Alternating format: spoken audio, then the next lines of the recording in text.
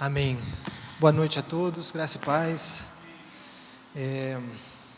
Quem puder me acompanhar aí na leitura hoje, eu queria que vocês abrissem comigo em Gênesis capítulo 47.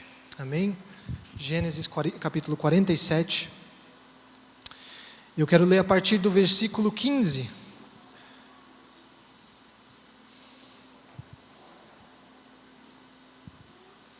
Amém?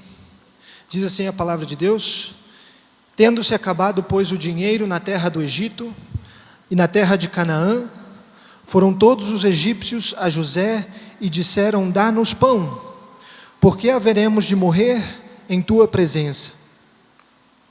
Porquanto dinheiro nos falta?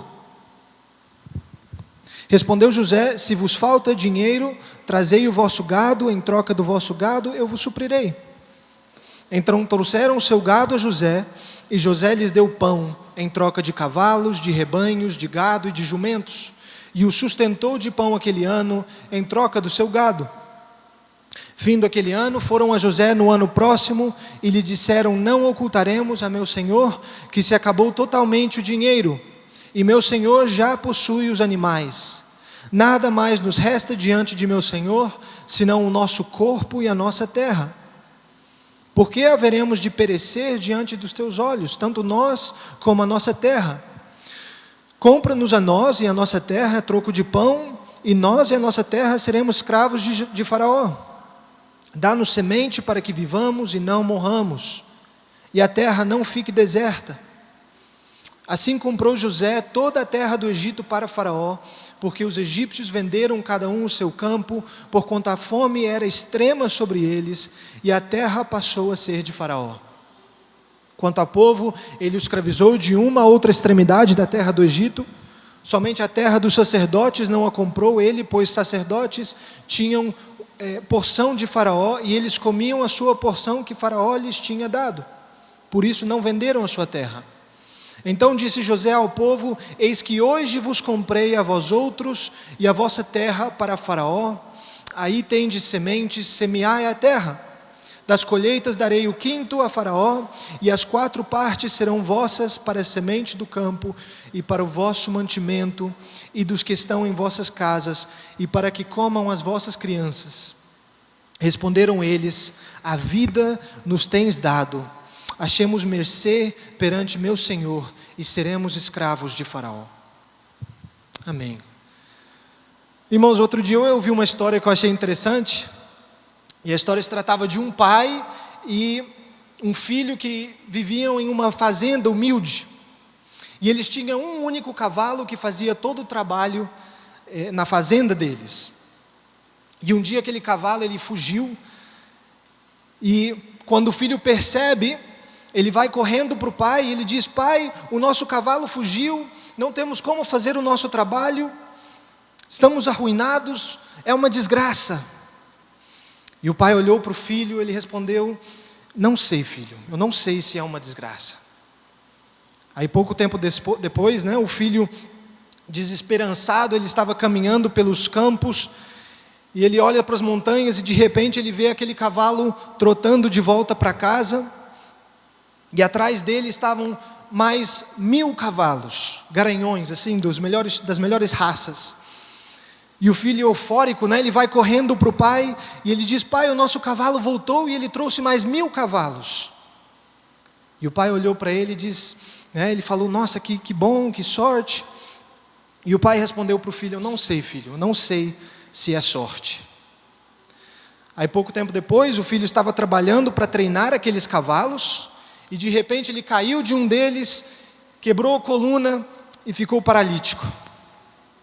Aí o pai ajuda o filho, ele leva ele para casa, e ele fala para o pai: pai, e agora o que vamos fazer? Quem vai fazer o trabalho? Isso aqui é uma desgraça. E o pai olha para ele e diz: eu não sei, filho, eu não sei se é uma desgraça.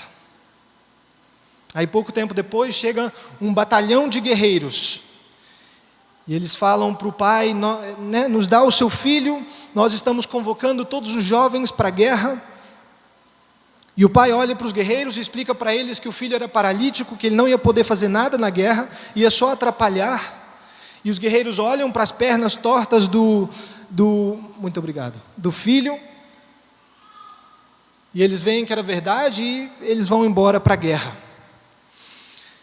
E aí pouco tempo depois chega a notícia que todos aqueles guerreiros que estavam indo em direção à guerra, eles caíram de um barranco e morreram todos, né? E é uma história um pouco triste, né? Mas eu achei interessante porque ela tem certo parecido com o nosso personagem aqui de hoje, né? Que é José. Porque tanto esse jovem da história, quanto José, ambos passaram por dificuldades extremas. Mas tanto na vida desse jovem, quanto na vida de José, se não houvesse sido pelos baixos que eles passaram, eles não teriam alcançado os altos. Se não fossem, né, as dificuldades que eles tiveram, eles não teriam alcançado as sortes que eles alcançaram. E foram justamente as dificuldades que permitiram, né, que eles tivessem um bom êxito no final. Porém, hoje, irmãos, eu quero enfocar no que essa história ela não deixa claro para nós, mas que ela é muito evidente na história de José. Porque enquanto nessa história, tanto o jovem quanto o pai, eles não tinham a menor percepção espiritual para entender os propósitos de Deus através do sofrimento, a história de José deixa isso em destaque para nós, né?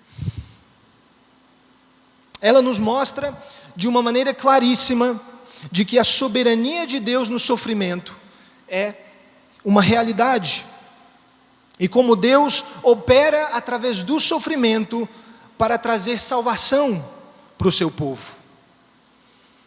E esse é o meu objetivo aqui hoje, né? Eu espero que hoje vocês possam sair daqui talvez com uma clareza maior acerca da soberania de Deus. Porque a soberania de Deus, irmãos, ela não é uma doutrina apenas teórica. Pelo menos na minha vida, eu acho que poucas coisas causaram um impacto emocional tão forte quanto o dia em que eu entendi que Deus é soberano sobre tudo. E esse entendimento, ele tem sido uma âncora para mim, em diferentes tempos. E eu espero que ela possa ser uma âncora para você.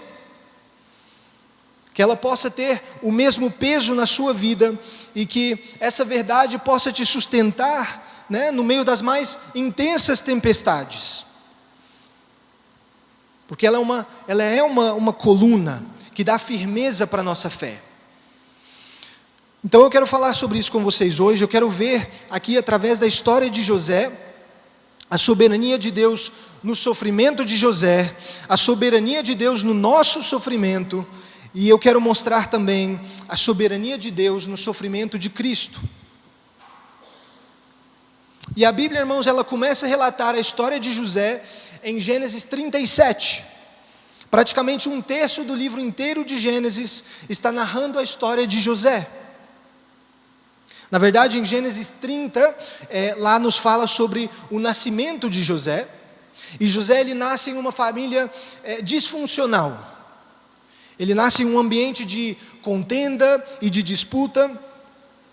Jacó, ele havia combinado, né, o pai de José, Jacó, ele havia combinado com o seu sogro que ele iria trabalhar por ele por 7 anos e em troca ele se casaria com Raquel. Porém o sogro de Jacó, ele quebra o termo que havia sido estabelecido e pela tradição da época, Jacó acaba casando com a irmã mais velha de Raquel. E logo depois, ele também casa com Raquel. E aí, desde aí já começa, né, uma disputa pelo amor de Jacó. Raquel era estéril, ela não conseguia ter filhos, e Lia, a irmã mais velha, ela vê nisso a oportunidade de conquistar a Jacó, dando a ele muitos filhos. Então Lia tem 6 filhos com Jacó, e Raquel, em sua frustração, ela manda que Jacó se case com uma das servas. E então Jacó tem mais 2 filhos com a outra serva de Raquel. E Lia vê aquilo, então ela manda que Jacó também se case com a serva dela, e juntos eles tiveram mais 2 filhos. E então foram 10 filhos que nasceram nesse contexto de brigas, de contendas, de competição. E depois de 10 filhos, tanto Raquel quanto Jacó, já em idade avançada, Deus decide conceder a Raquel um filho. E Deus opera no corpo de Raquel de uma maneira milagrosa. E em Gênesis 30, versículo 23, diz: ela concebeu, deu à luz um filho, e disse: Deus me tirou o meu vexame. E esse filho era José. E então o contexto do nascimento de José produz em Jacó um amor profundo por ele. E Jacó começa a tratar a José com uma preferência sobre os seus outros filhos. E em Gênesis 37:4 nós vemos o efeito que esse tratamento preferencial tem nos irmãos de José. Lá, Gênesis 37, versículo 4, diz assim: vendo, pois, seus irmãos, que o pai o amava mais que a todos os outros filhos, odiaram-no, e já não lhe podiam falar pacificamente. Se nós pegamos aqui a história de José, desde o capítulo 37 até o capítulo 50, talvez em 30, 40 minutos você consegue ler a história toda de José. E a gente vê que ele teve dificuldades, mas no final dá tudo certo. Mas para José foram 20 anos de sofrimento, sem saber o propósito, sem saber a razão pela qual ele passava tanta aflição. E não foi uma semana, não foi um mês, foi 20 anos. Então José, ele é levado pelos ismaelitas, e eles o vendem a Potifar, que era um homem de posição alta no Egito, e lá por um tempo ele é tratado como qualquer outro escravo, até que Potifar começa a ver o valor de José. E ele vê como as coisas começam a prosperar debaixo da administração de José. E Potifar, ele confia todos os seus negócios a José, e coloca ele para administrar tudo o que ele tinha. E quando as coisas pareciam estar melhorando na vida de José, quando parecia que os tempos difíceis haviam finalmente acabado, vem a esposa infiel de Potifar. E em Gênesis 39, versículo 10, diz que todos os dias ela insistia com ele para se deitar com ela. Porém José, ele mantém a sua integridade, e ele recusa todas as vezes, até que certo dia ele chega à casa de Potifar para trabalhar, e ela mais uma vez insiste com ele, e ele, ao fugir, ele deixa parte de suas vestes, e ela aproveita aquilo para destruir tudo o que ele havia conseguido conquistar na casa de Potifar. E ela acusa ele de estupro. E então José é lançado à prisão, aonde ele ficaria preso por vários anos. Mais uma vez traído, mais uma vez injustiçado. Porém, apesar disso, mesmo dentro da prisão, Deus começa a prosperar a José. Lá ele é visto pelo chefe da prisão, e ele é colocado como administrador da prisão. E um dia, 2 homens são colocados lá junto com José, e esses 2 homens trabalhavam diretamente com o faraó, e eles haviam cometido um crime, e estavam ali para servir seu tempo. E esses homens um dia tiveram sonhos, e José foi capaz de interpretar os sonhos deles. E naquele momento ele prevê que um dos 2 seria restaurado à posição anterior que ele tinha, e ele voltaria a trabalhar com o faraó. E José vê naquilo uma oportunidade, e ele implora que quando ele esteja junto a faraó, que ele faça algo para livrá-lo da prisão. E realmente, o que José havia interpretado se torna realidade.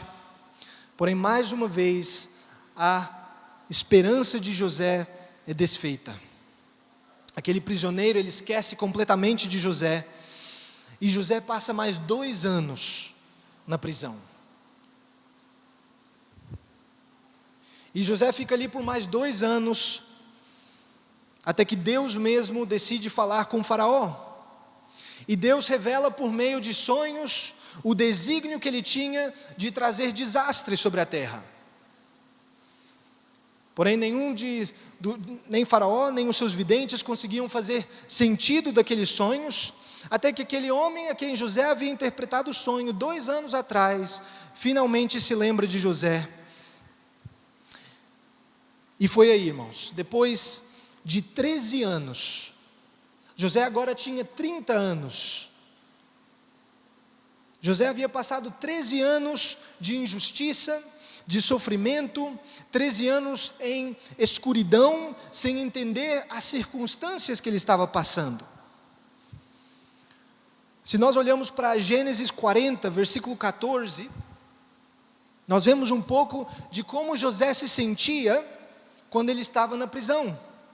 Ele acabava de interpretar o sonho daquele homem, e ele diz lá no versículo 14, de 40, porém lembra-te de mim, quando tudo te correr bem, e rogo-te que sejas bondoso para comigo, e faças menção de mim a Faraó, e me faças sair desta casa, porque de fato fui roubado da terra dos hebreus, e aqui nada fiz para que me pusessem nesta masmorra. Então nós vemos aqui, irmãos, o desespero de José. Vemos que José não tinha a menor ideia sobre o processo que ele estava passando. Ele estava completamente no escuro acerca dos planos de Deus, confuso, ele não entendia a razão pelos seus sofrimentos. Eu não sei, irmãos, talvez haja aqui pessoas que estão sentindo algo parecido, né? Talvez você esteja passando por esse tempo de escuridão, talvez você esteja passando por tempos difíceis, sem entender o propósito, sem entender a razão, e talvez você possa encontrar esperança, sabendo que José também não entendia, e que foi apenas em Gênesis 50, no último capítulo, que ele realmente entende o propósito pelo qual ele passou tudo aquilo.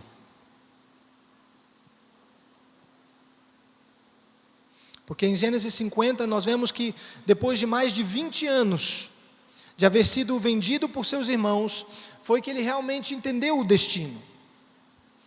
E sabe, irmãos, isso é uma realidade. Nós não conseguimos entender a jornada no caminho. Nós só conseguimos entender o propósito quando nós chegamos nele. Na jornada, a gente questiona, a gente sofre, a gente se cansa.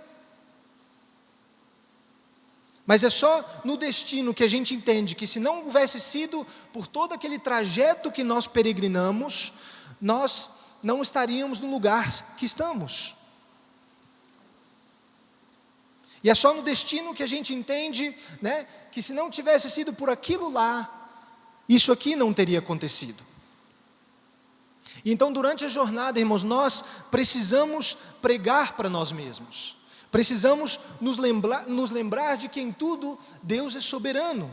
Ele tem o controle. Precisamos, ir às Escrituras. Como diz Jeremias, precisamos trazer à memória as coisas que nos dão esperança, para que não seja que nós paremos no caminho, talvez montemos nossa barraca e desistimos da jornada. E aí nós nunca chegamos ao destino que Deus tem para nós. E existem situações, irmãos, existem caminhos que são tão difíceis, existem trajetos que são tão dolorosos.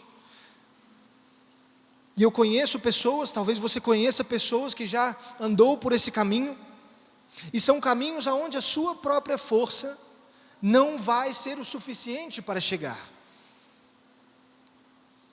E nesses caminhos eu só posso esperar e orar, que se você está caminhando nessa estrada, ou algum dia talvez você se encontre em uma dessas estradas, que Deus e que o Espírito Santo te dê a força que você precisa para continuar.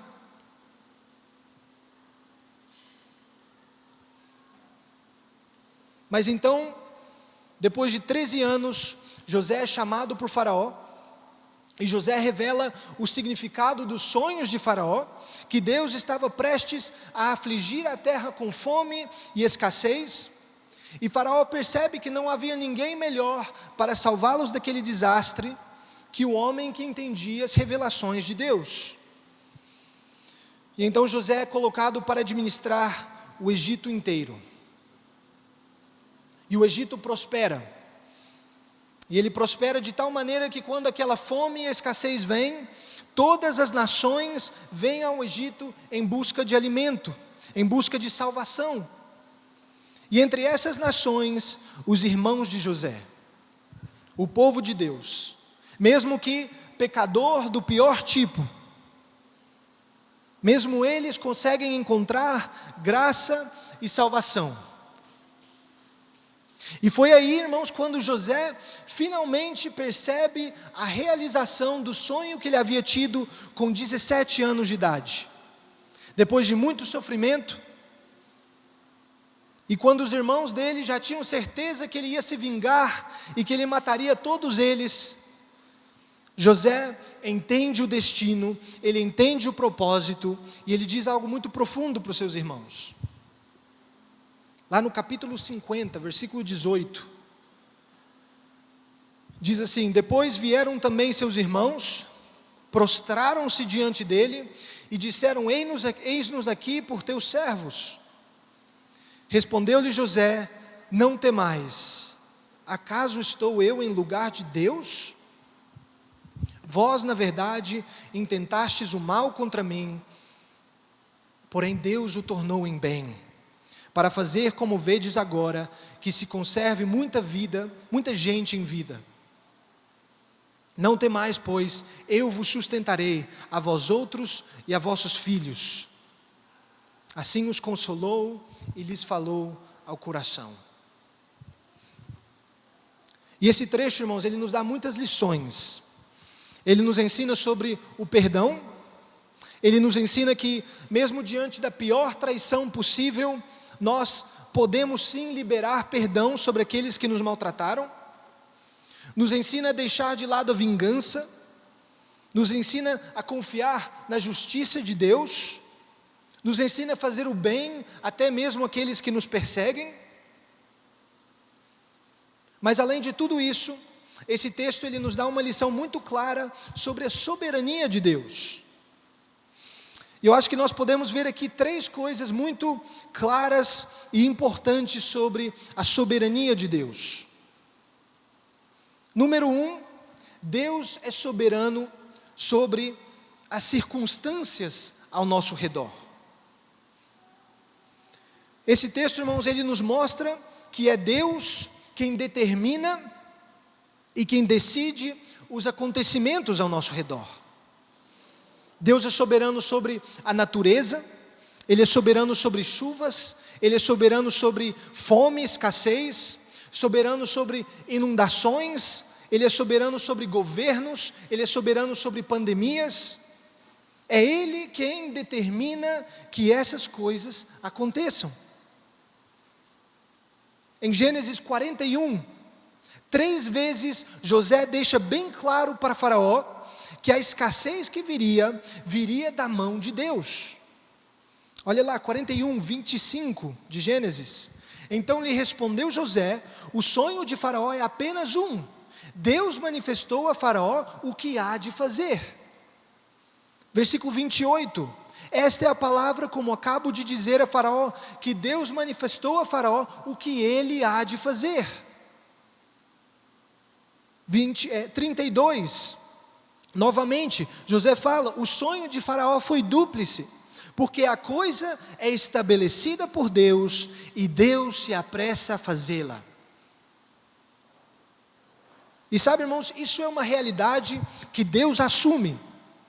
Olha lá, Isaías capítulo 45, versículo 6, diz assim: para que se saiba até o nascente do sol e até o poente, que além de mim não há outro. Eu formo a luz e crio as trevas. Eu faço a paz e crio o mal. Eu, o Senhor, faço todas estas coisas. Aí no versículo 9: ai daquele que contende com seu Criador, e não passa de um caco de barro entre outros cacos. Acaso dirá o barro ao que lhe dá forma: que fazes? Ou a tua obra não tem alça? E sabe, irmãos, isso aqui é exatamente o que nós muitas vezes tentamos fazer. Às vezes nós questionamos as decisões de Deus, ou às vezes tentamos dar explicações às pessoas e tentamos convencer de que as pessoas, tentamos convencer que não é Deus quem faz essas coisas, não é Deus que traz esses desastres. E nós apresentamos às pessoas um Deus bonzinho.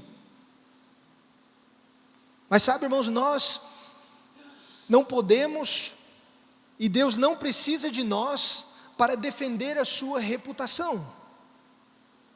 De fato, nós precisamos entender o caráter de Deus em sua plenitude, não apenas um lado. Por isso Paulo, em Romanos 11, logo depois de falar muita profundidade sobre a soberania de Deus, ele diz no versículo 22, considerai, pois, a bondade e a severidade de Deus. Então isso é a primeira lição, que nós precisamos considerar o caráter do Deus que temos. Ele é um Deus de amor, Ele é um Deus disposto a perdoar e a cobrir multidão de pecados, mas ao mesmo tempo nós precisamos considerar a severidade de Deus. Precisamos considerar que Deus odeia o pecado. E enquanto não existe um arrependimento verdadeiro, Ele está disposto sim a trazer vara e correção e juízo. E esse juízo é para os ímpios, e essa vara é para os crentes. Vara para, nós entendermos e voltarmos o nosso rosto a Ele em arrependimento. E se você sente a vara de Deus sobre a sua vida, e você sente que talvez as coisas não estão indo bem, e você entende que isso é por causa do pecado, saiba que isso não é juízo de Deus sobre a sua vida, isso é o amor de Deus. E o que Ele quer é que você se arrependa e volte a Ele. A segunda lição que podemos ver aqui nesse texto é que Deus é soberano até mesmo sobre o pecado. Isso é o que José quer dizer no capítulo 50, versículo 20. Ele diz lá: vós na verdade intentastes o mal contra mim, porém Deus o tornou em bem. O que José está dizendo aqui é que Deus é soberano sobre o pecado. Porém, essa versão aqui, a Almeida Revista e Atualizada, ela não é a melhor, porque eles usam dois verbos diferentes. No texto original, diz que os irmãos dele, intentaram o mal, e essa palavra no hebraico é o kashab, que quer dizer justamente isso, intentaram, planejaram. Eles intentaram o mal, planejaram o mal, e esse é o mesmo verbo usado na segunda parte, ao invés de tornou. Ou seja, irmãos, José não está dizendo que Deus, que os irmãos deles planejaram o mal contra ele, mas que Deus de alguma maneira conseguiu reverter a situação. O que ele está dizendo é que eles planejaram a traição de José com a intenção de fazer o mal, mas ao mesmo tempo Deus planejou o mesmo evento. Deus planejou a traição dos irmãos de José com a intenção de fazer o bem. E isso aqui, irmãos, o fato de que Deus planejou a traição de José, ele não é um conceito fácil de entender. De fato, a soberania de Deus sobre o pecado é uma daquelas doutrinas que a mente humana, nós só conseguimos aceitar ela sem realmente entender completamente.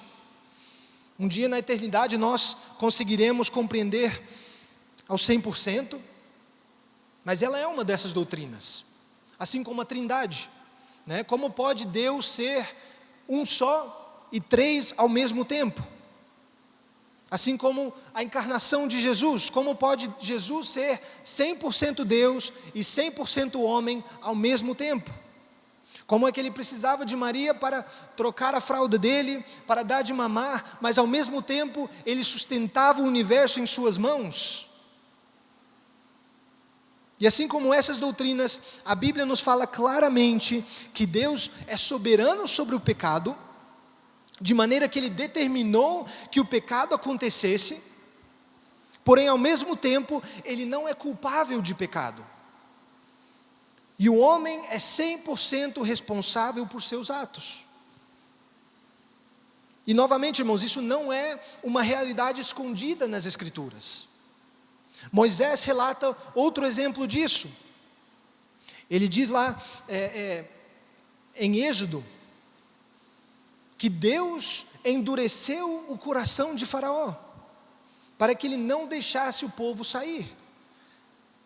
E quando o apóstolo Paulo explica esse texto, lá em Romanos 9, ele diz assim, no versículo 15, Romanos 9, 15, pois ele diz a Moisés, terei misericórdia de quem me aprouver ter misericórdia, e compadecer-me-ei de quem me aprouver ter compaixão. Assim, pois, não depende de quem de quem quer ou de quem corre, mas de Deus usar a sua misericórdia. Porque a Escritura diz a Faraó, para isto mesmo te levantei, para mostrar em ti o meu poder, e para que o meu nome seja anunciado por toda a terra. Logo, ele tem misericórdia de quem quer, e também endurece a quem lhe apraz. Deus endurece a quem lhe apraz. Ainda outro exemplo claro disso é o próprio Cristo. Olha o que Atos 4 diz, Atos 4, 27. Diz assim, porque verdadeiramente se ajuntaram nesta cidade contra o teu santo servo Jesus, ao qual ungiste Herodes e Pôncio Pilatos, com gentios e gente de Israel. Está falando aqui de que se juntaram contra Jesus, para traí-lo, para matá-lo.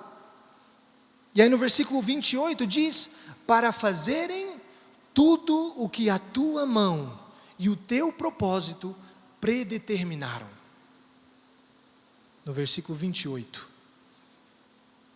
Ou seja, assim como a traição e a rejeição de José foi parte do plano soberano de Deus, a traição, a rejeição e a crucificação de Jesus foi propósito e predeterminação de Deus.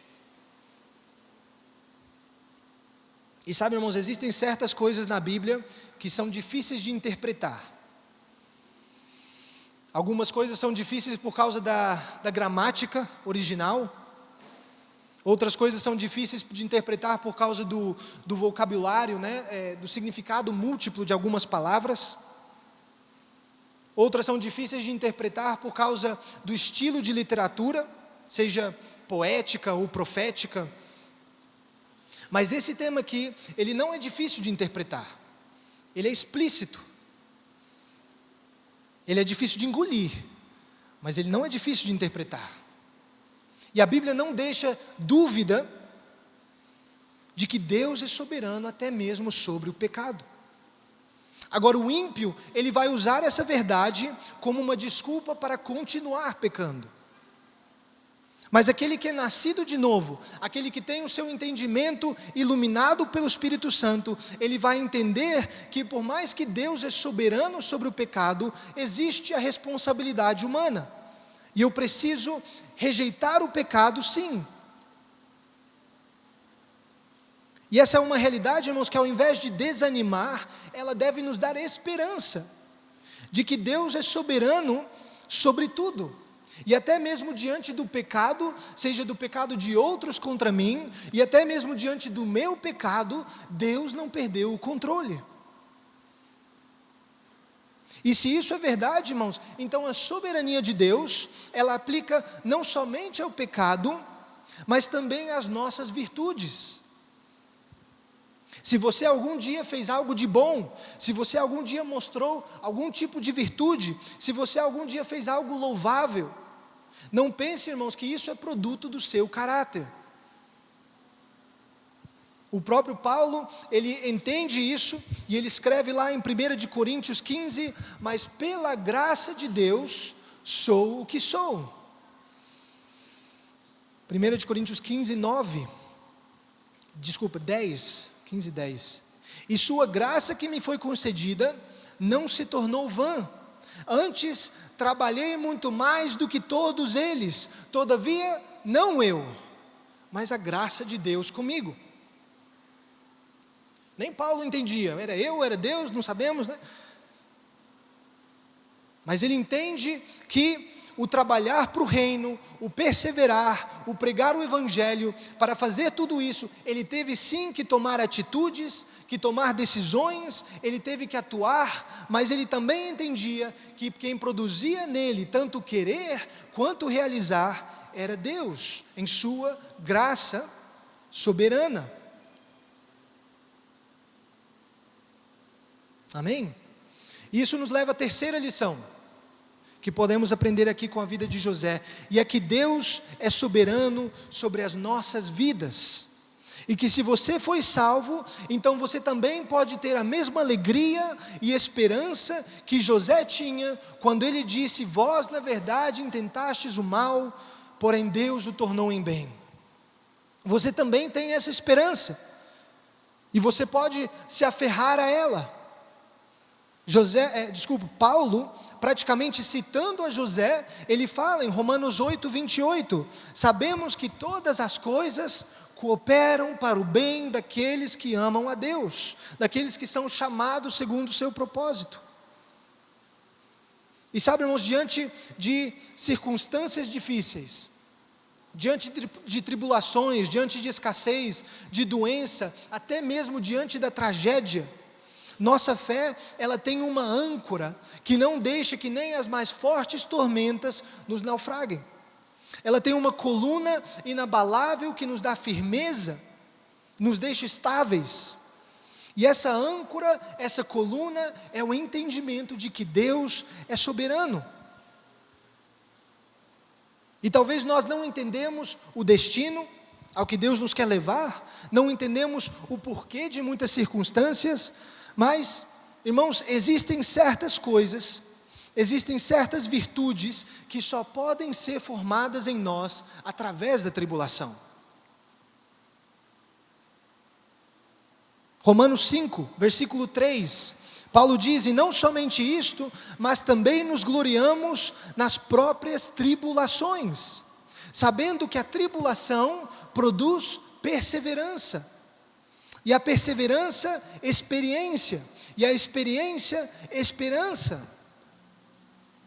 E sabe, irmãos, você pode amar a Deus em tempos bons, você pode ser generoso quando você tem muito, você pode orar muito quando você tem tempo, mas existem certas coisas que você não consegue fazer em tempos bons. Você só pode dizer que perseverou se você passou por aflições. A palavra aqui, no versículo 4, experiência, no original ela é dokimê, que quer dizer, o significado literal é testado e aprovado. E irmãos, você só pode dizer que foi aprovado se você foi testado. Você só pode exercer a sua esperança em Deus, você só pode exercer a sua confiança nele, quando tudo ao seu redor te induz a preocupar e a estar ansioso. E então existem certas virtudes cristãs que só podem ser formadas e exercitadas em nós através das aflições. E por isso nós podemos nos gloriar até mesmo diante dos obstáculos à nossa frente, e em meio a todas elas, ter a confiança de que Deus é soberano. Amém? E antes de terminar, irmão, eu quero rapidamente aqui, eu acho que eu estaria fazendo um desfavor terminar aqui, porque nós podemos aprender muito com a história de José. sobre a soberania de Deus, sobre o perdão, sobre o confiar em Deus, na justiça de Deus, sobre o não vingar-se. Mas nenhuma dessas lições é o objetivo da história de José. De fato, todas as histórias do Antigo Testamento, elas têm um único propósito, que é apontar para Cristo. As pessoas que viviam daquele lado da cruz, eles tinham uma revelação ofuscada de Cristo. Eles podiam ver apenas uma sombra daquilo que viria. Nós, porém, que vivemos desse lado da cruz, nós podemos e devemos olhar para aquilo que aconteceu no Antigo Testamento com novas lentes, entendendo que aquilo que foi escrito foi revelação do que se cumpriria em Cristo e que já se cumpriu.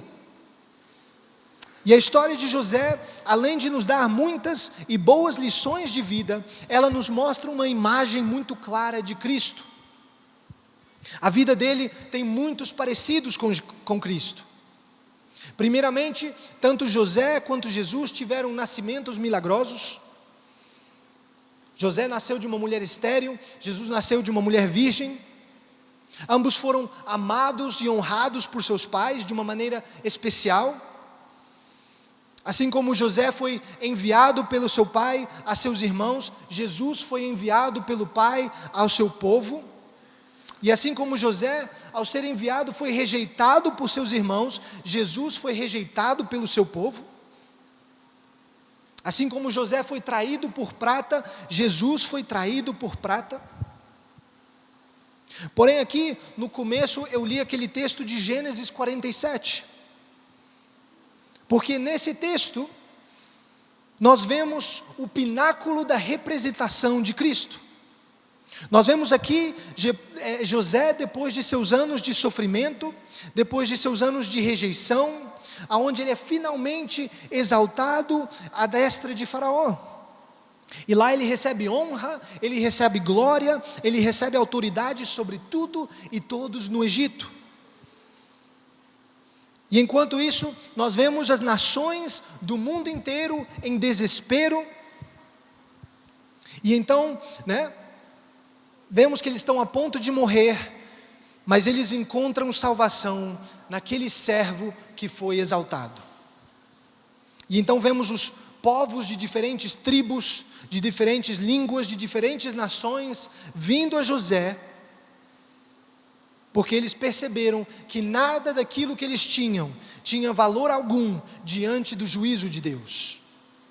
Nada do que eles tinham podia salvá-los. E que o único que poderia salvá-los era José, que tinha o pão que iria poder sustentá-los. E essa era a única esperança deles. E por isso José fala no versículo 23 do capítulo 47. Eis que hoje vos comprei a vós outros e a vossa terra para Faraó. Aí tendes semente, semeai a terra. Responderam eles, 25, a vida nos tem dado. Achemos mercê perante meu Senhor e seremos escravos de Faraó. E isso, irmãos, é uma representação claríssima daquilo que Cristo fez por nós. Nós vemos que Cristo também, depois de seu tempo em servidão e ministério, depois de seu sofrimento ainda maior que o sofrimento de José, depois de entregar a sua vida em humilhação, Cristo também foi exaltado. E não à destra de um rei humano, mas a Cristo, ele foi exaltado à destra do Rei do Universo. Não sobre um país pequeno, mas a Jesus lhe foi dado autoridade e glória sobre tudo e todos debaixo dos céus, nos céus e na terra. Ele tem autoridade sobre tudo. E nós vemos que hoje, povos de toda língua, de toda tribo, de toda nação, podem chegar a Cristo. Todos aqueles que estão em desespero, que estão em morte espiritual, podem vir e render suas vidas a Ele e em troca receber vida eterna, e esperança, e sustento. E esse é o nosso chamado. Amém? Isaías 55:1, todos vós os que tendes sede, vinde às águas. E vós, os que não tendes dinheiro, vinde, comprai e comei. Sim, vinde, comprai, sem dinheiro, sem preço, vinho e leite. Por que gastais o dinheiro naquilo que não é pão, e o vosso suor naquilo que não satisfaz? Ouve-me atentamente, comei o que é bom, e vos deleitareis com finos manjares. Isaías 55:1. E irmãos, nós podemos ter muitas coisas, podemos ter dinheiro, podemos ter casas, podemos ter carros, podemos ter as melhores coisas, mas diante do juízo de Deus, nenhuma dessas coisas te dará esperança alguma. E no final, são somente coisas. E você pode se esforçar e derramar seu suor por muitas coisas, e talvez você já tenha gastado todos os seus esforços, e não tenha força para mais nada. Mas a sua esperança, a minha esperança, é que a única coisa que nós realmente precisamos é gratuita. E ela é gratuita não porque ela não tem valor, mas ela é gratuita porque o preço já foi pago. E Jesus pagou ela com seu sangue. Amém?